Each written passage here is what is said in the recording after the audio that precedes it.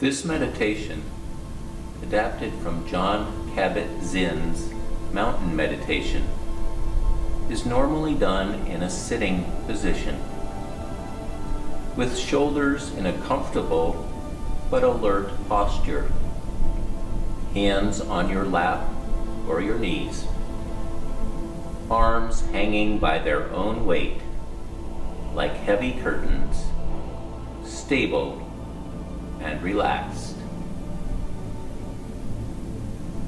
And when you are ready, allowing your eyes to close, bringing awareness to breath, the actual physical sensations, feeling each breath as it comes in and goes out.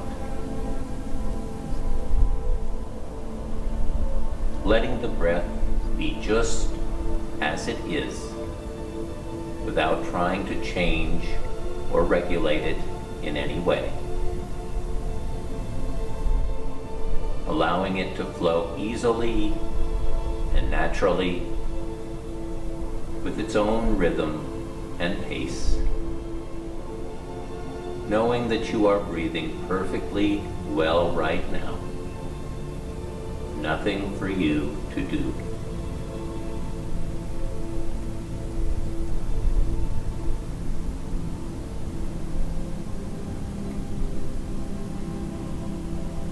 Allowing the body to be still and sitting with a sense of dignity, a sense of resolve, a sense of being complete, whole, in this very moment, with your posture reflecting this sense of wholeness.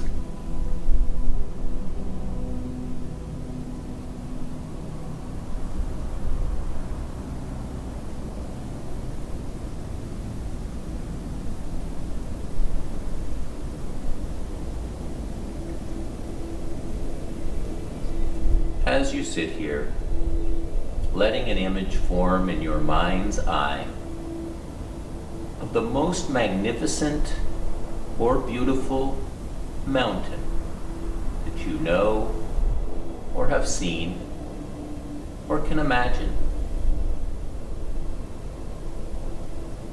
Letting it gradually come into greater focus.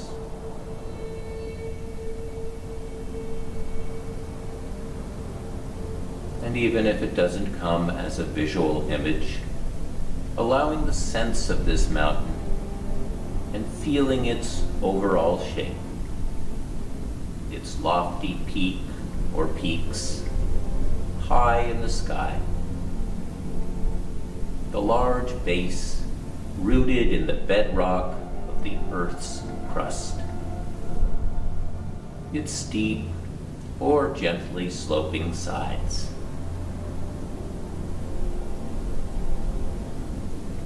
Noticing how massive it is, how solid, how unmoving, how beautiful, whether from afar or up close.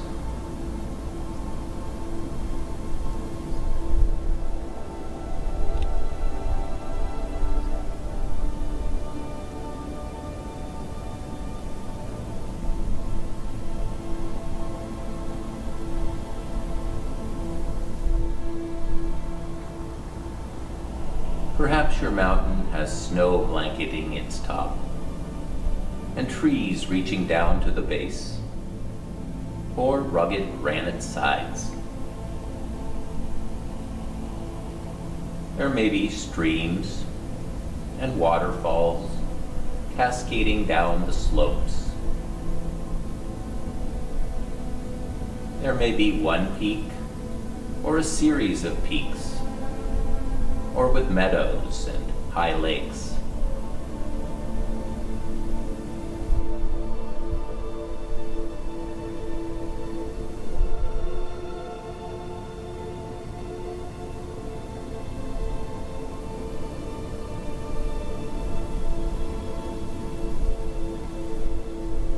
Observing it, noting its qualities, And when you feel ready, seeing if you can bring the mountain into your own body, sitting here so that your body and the mountain in your mind's eye become one. So that as you sit here, you share in the massiveness and the stillness and the majesty of the mountain. You become the mountain.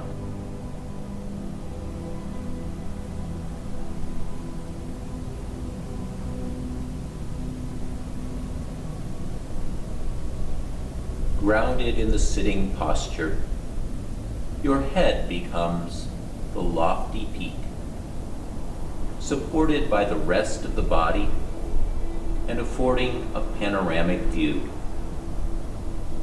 Your shoulders and arms, the sides of the mountain. Your buttocks and legs, the solid base, rooted to your chair, experiencing in your body a sense of uplift from deep within your pelvis and spine.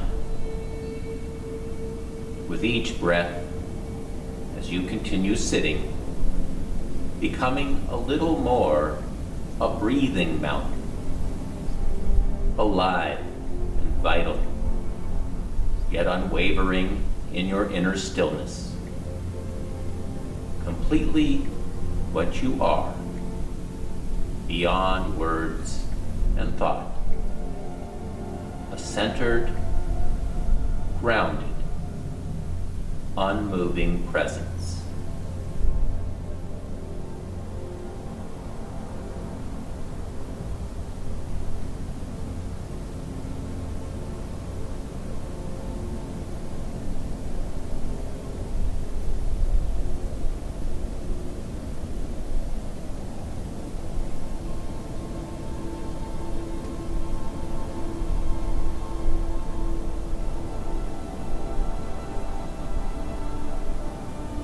As you sit here, becoming aware of the fact that as the sun travels across the sky, the light and shadows and colors are changing virtually moment by moment in the mountain stillness, and the surface teems with life and activity. Streams, melting snow, waterfalls, plants, and wildlife.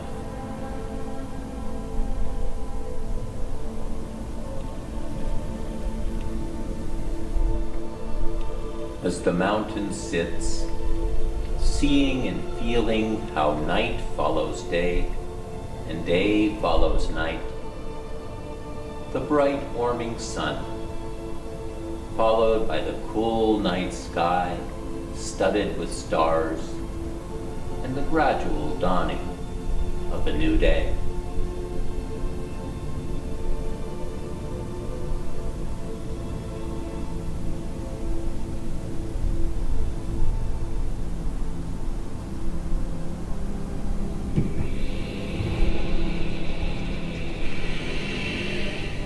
Through it all, the mountain just sits, experiencing change in each moment, constantly changing, yet always just being itself. It remains still as the seasons flow into one another, and as the weather changes moment by moment, and day by day, calmness abiding all change.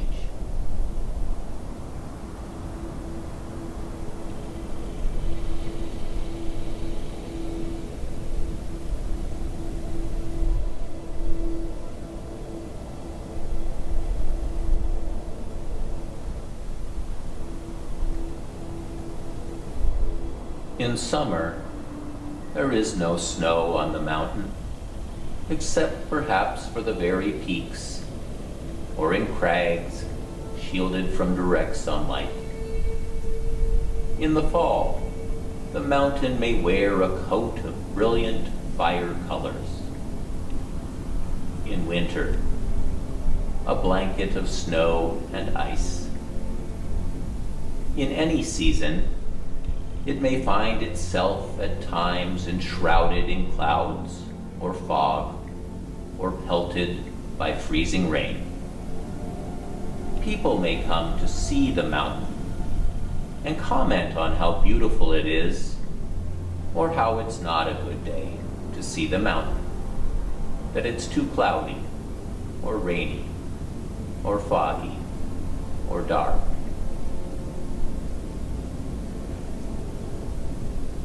None of this matters to the mountain, which remains at all times its essential self. Clouds may come and clouds may go. Tourists may like it or not. The mountain's magnificence and beauty are not changed one bit by whether people see it or not, seen or unseen, in sun or clouds, broiling or frigid, day or night. It just sits, being itself.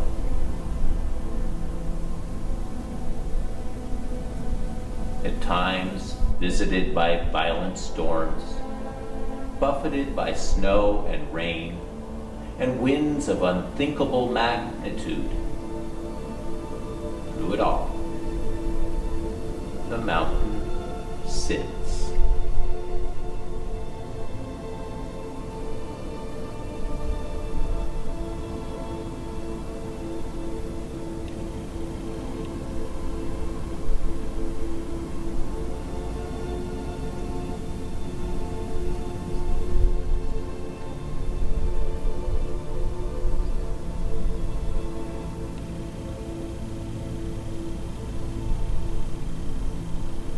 Spring comes, trees leaf out, flowers bloom in the high meadows and slopes, birds sing in the trees once again, streams overflow with the waters of melting snow.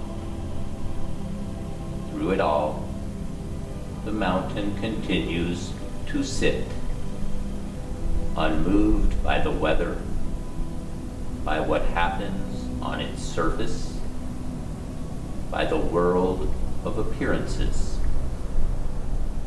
remaining its essential self through the seasons, the changing weather, the activity ebbing and flowing on its surface.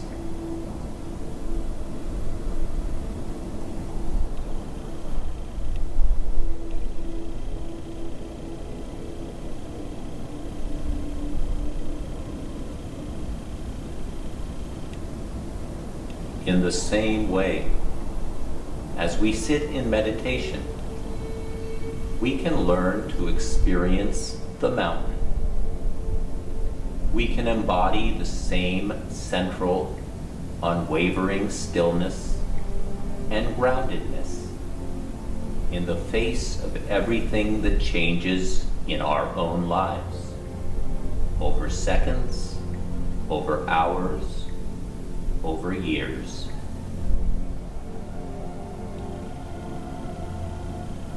In our lives and in our meditation practice, we experience constantly the changing nature of mind and body and of the outer world. We have our own periods of light and darkness, activity and inactivity, our moments of color and our moments of drabness.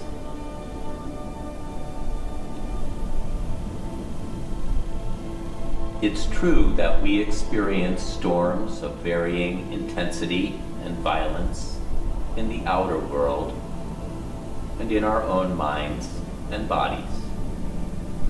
Buffeted by high winds, by cold and rain, we endure periods of darkness and pain, as well as the moments of joy and uplift. Even our appearance changes constantly, experiencing a weather of its own.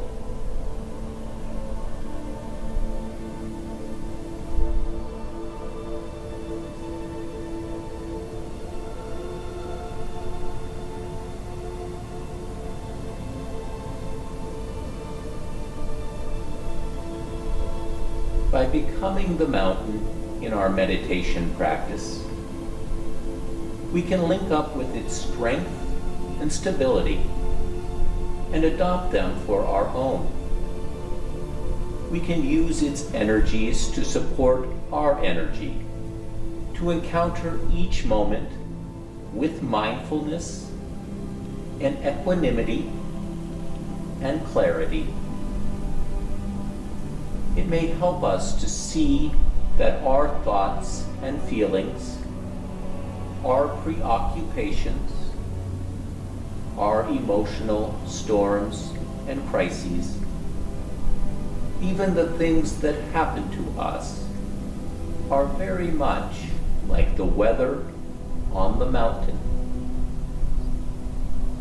We tend to take it all personally, but its strongest characteristic is impersonal.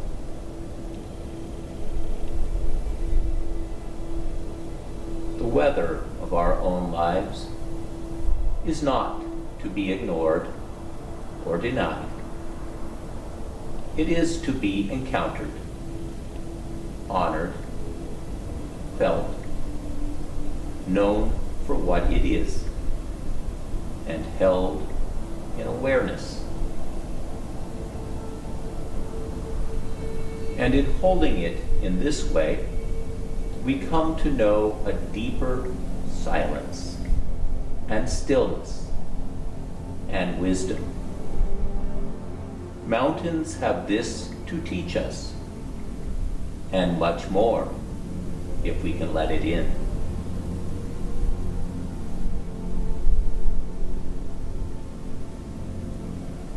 So if you find you resonate in some way with the strength and stability of the mountain in your sitting, it may be helpful to use it from time to time in your meditation practice to remind you of what it means to sit mindfully with resolve and with wakefulness in true stillness.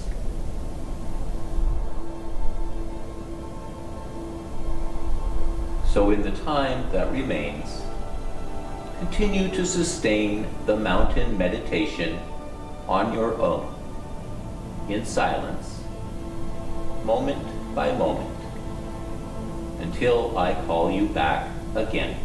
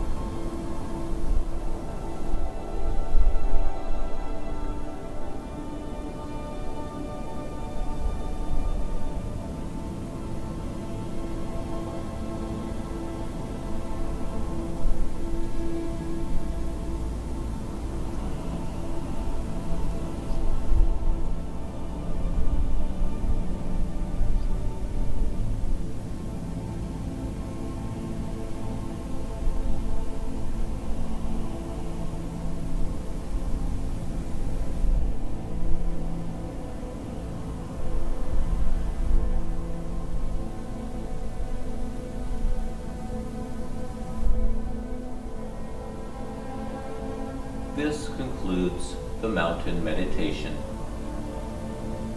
You may now